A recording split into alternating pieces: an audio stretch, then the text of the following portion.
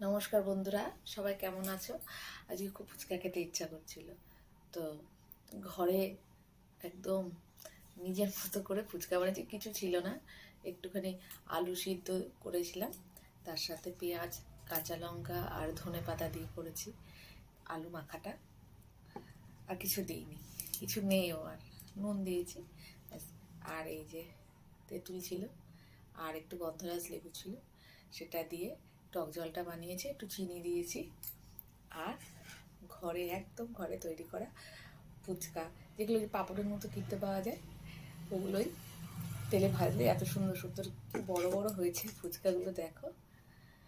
তো চলো খাই, কেমন হয়েছে আগে দেখি।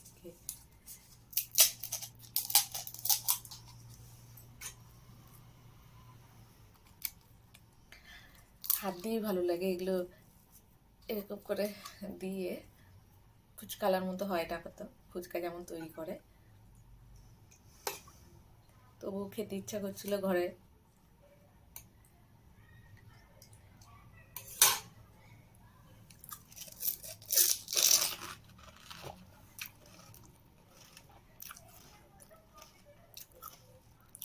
ভালোই লাগছে, প্রায় ওরকম লাগে। ওরা অনেক কিছু দেয়, চাট মশলা টশলা হয়তো, সেগুলো আমি কিছু দিইনি, একদম নর্মাল তৈরি করেছি।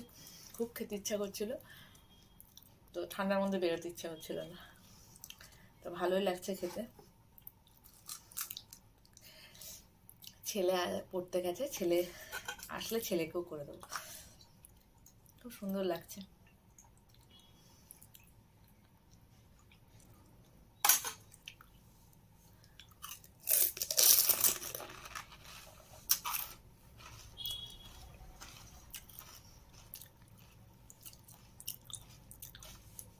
টক জলটা একটু টক টক, একটু মিষ্টি মিষ্টি, আর একটু গন্ধরাজ লেবুর গন্ধ বেরোচ্ছে, ভালো লাগছে।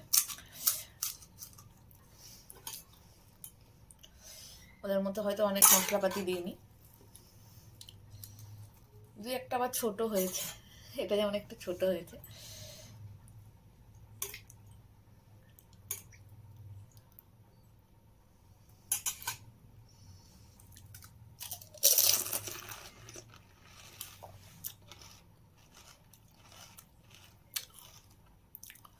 ওরকমই লাগছে প্রায়, যেমন বাইরে আমরা ফুচকা খাই ওরকমই লাগছে। ভাবছিলাম কেমন হবে।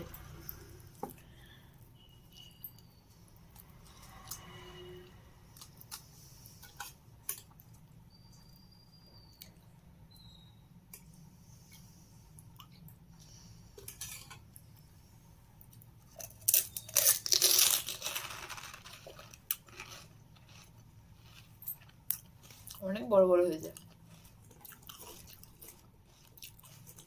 এটা ছোট হয়েছে।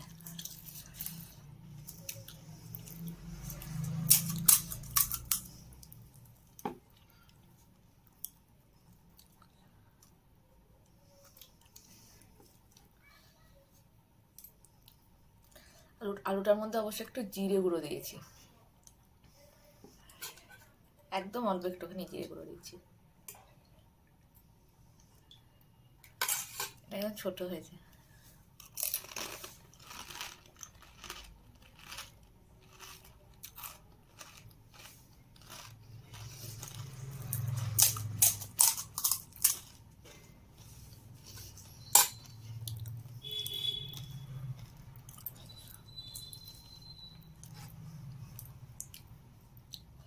একটু ঠান্ডা ঠান্ডা লেগেছে, টক জলটা ভালোই লাগছে। পুরনো তেঁতুলের টক জল ঠান্ডা লাগলে শুনেছি খেলে ভালো লাগে আর কি।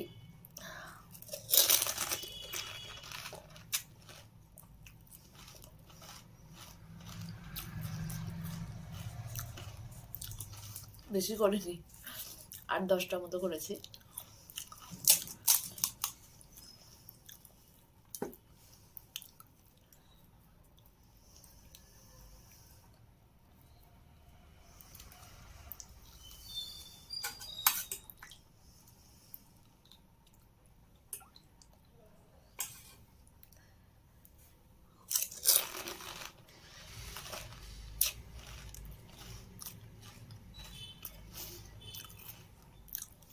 আর খাবো না ভাবছি, কিন্তু খেলে মনে হচ্ছে খেয়েই যায়।